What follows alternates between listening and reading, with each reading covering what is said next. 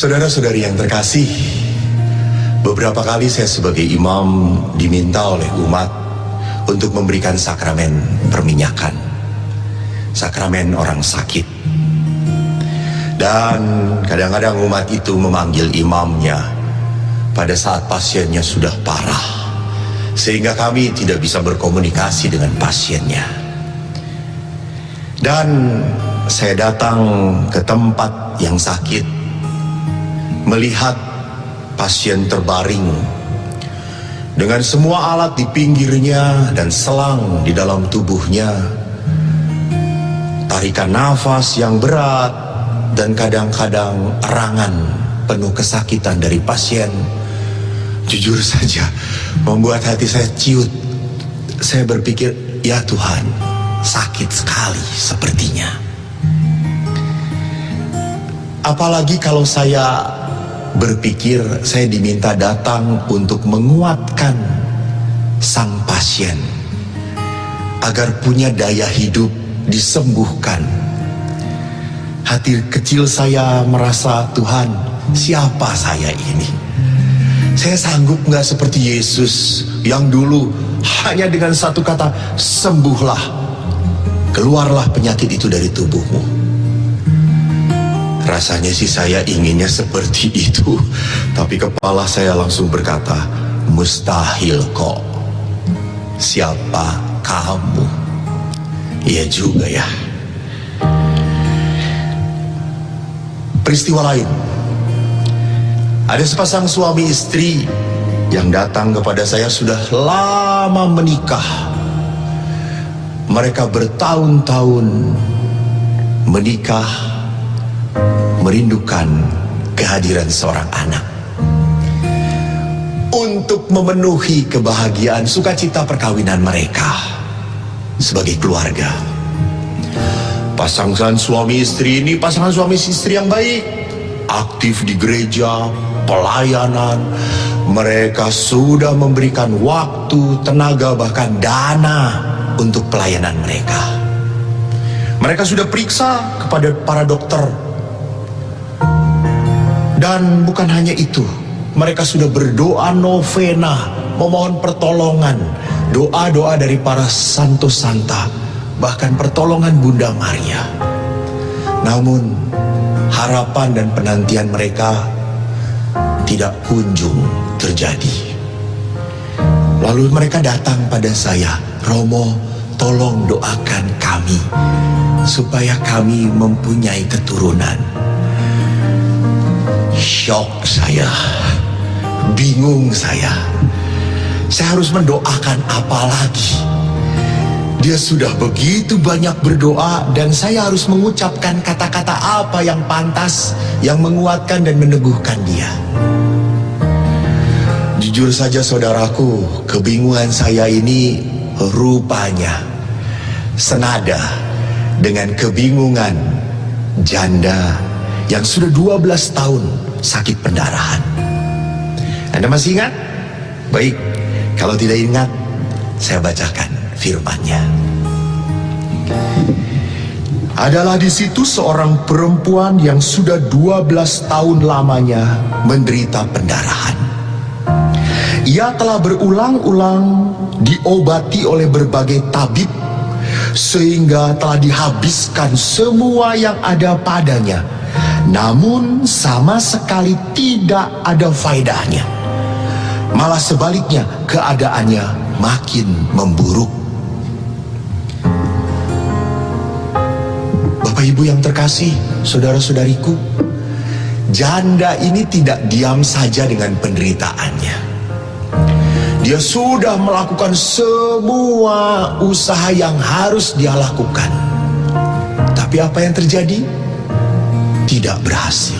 Bahkan dikatakan dalam Injil, semakin memburuk.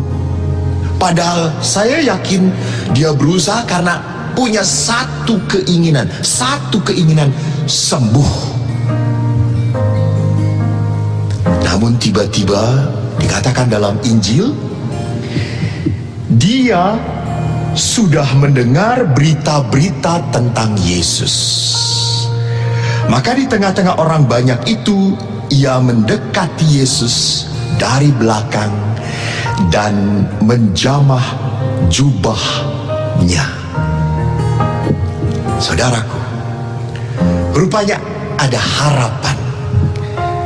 Harapan itu muncul pada saat ia mendengarkan tentang Yesus. Yesus yang banyak membuat mujizat. Saya yakin dia kuatkan keyakinannya untuk datang pada Yesus. Bahkan lihat, datangnya pun bukan dari depan, dia dari belakang, menunjukkan apa? Mungkin salah satu perasaan takut, malu, jangan-jangan ini juga tidak sembuh.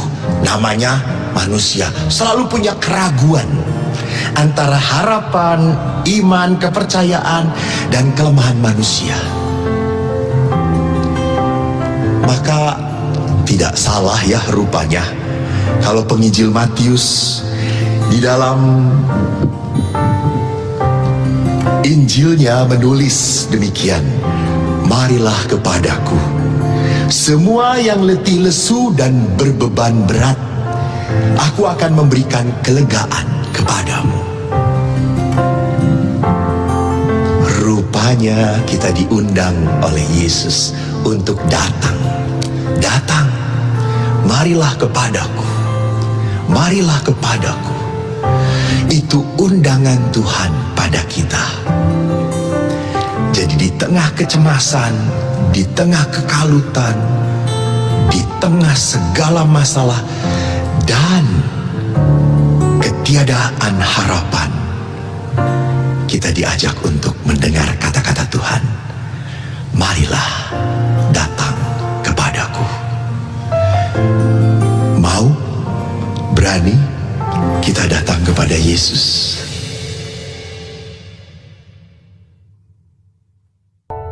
Shalom saudara-saudaraku. Saudara, pengikut Kristus mana yang tidak pernah membaca atau setidaknya mendengar perumpamaan yang diceritakan oleh Yesus tentang anak yang hilang? Anda bisa membayangkan, atau mungkin Anda hafal, bahwa anak bungsu begitu kurang ajar kepada ayahnya. Ia meminta warisan padahal ayahnya masih hidup bersama dia. Dari kisah itu ada hal yang membingungkan bagi saya. Mengapa anak bungsu ini ingin melarikan diri dari situasi yang sangat nyaman bersama bapaknya? Memang kalau kita lihat di dalam kitab suci, kita tidak bisa melihat pemaparannya. Di sana hanya dikatakan bahwa anak bungsu itu ingin menjauh dari bapaknya dan ingin hidup lebih bebas, supaya ia mendapatkan kepuasan dan kesenangan seperti yang ia bayangkan. Maka kita akan mendengarkan kata-kata apa? Ia berfoya-foya. Namun apa yang dialaminya? Mungkin sejenak ia dapatkan apa yang ia inginkan itu. Tapi berikutnya apa yang ia terima? Ia melarat. Dan akhirnya ia harus bekerja untuk memenuhi kebutuhan hidupnya yang paling dasar, yaitu apa? Makan. Kalau saya tanya, tentunya Anda akan setuju. Apa sih sebetulnya yang manusia cari dalam hidupnya? Dan tentunya secara spontan kita akan menjawab, bahagia. Kebahagiaan itu boleh diartikan, ada yang mengartikan kesenangan atau kedamaian. Saya tidak akan membahas itu. Permenungan kita saat ini adalah, apakah kita bisa mendapatkan kepenuhan sukacita, kebahagiaan yang mendalam di luar Tuhan? Mari kita awali dari pertanyaan, hal-hal apa yang dapat membahagiakan kita? Dan dengan cara bagaimanakah kita mencari kebahagiaan itu? Saudaraku, kita sadari begitu banyak cara manusia yang dilakukan untuk mencecap kebahagiaan atau tepatnya kesenangan bagi dirinya sendiri.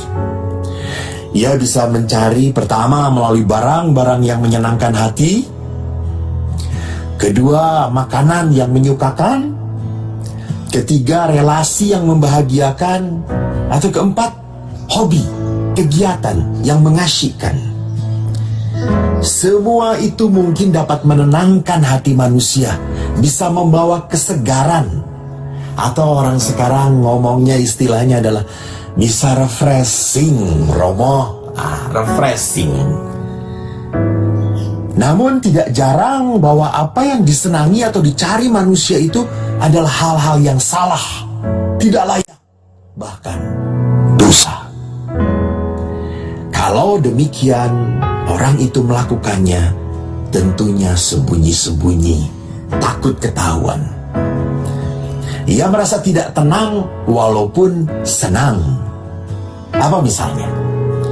Berlebihan minuman yang memabukkan, obat-obat terlarang, seks, menonton film porno atau melakukan hubungan seksual bukan dengan pasangan yang sah dalam perkawinan. Hal itu akan membuat manusia senang,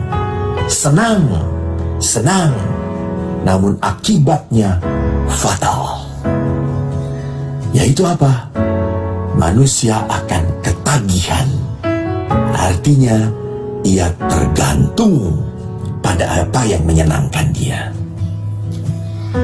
Nah, kalau sudah ketagihan, ini berarti sudah ada perbudakan. Budak itu artinya ia tidak mampu lagi mengatur dirinya sendiri. Ia mengikuti kemauan yang ada dalam dirinya. Disitulah mulai manusia diperbudak oleh dirinya sendiri. Saat pikiran, perhatian, bahkan tubuhnya menginginkan kesenangan itu, maka seluruh daya hidupnya akan terarah pada hal yang bisa memuaskan dia, menyenangkan dia. Maka dia tidak akan pernah tenang kalau belum memperolehnya. Dia akan selalu cari cara, jalan supaya dapat terpuaskan, terpenuhi hasrat yang ada dalam dirinya. Ia akan gelisah, uring-uringan, bahkan mungkin menjadi emosional dikala apa yang diinginkannya tidak tercapai. Saudaraku, apakah ini ketenangan, kedamaian, kebahagiaan yang diberikan oleh Allah? Pasti Anda mudah menjawabnya. Kita setuju, itu bukan yang diberikan Tuhan. Ketenangan yang dari Allah hanya mungkin kita peroleh kalau kita sadar